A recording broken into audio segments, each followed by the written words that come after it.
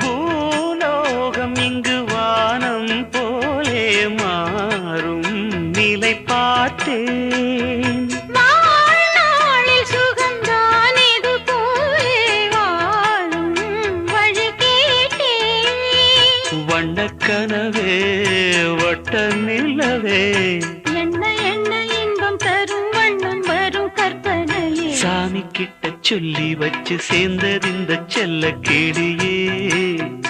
இந்த பூமியுள்ள காலம் மட்டும் வாழும் இந்த அன்பு கதையே.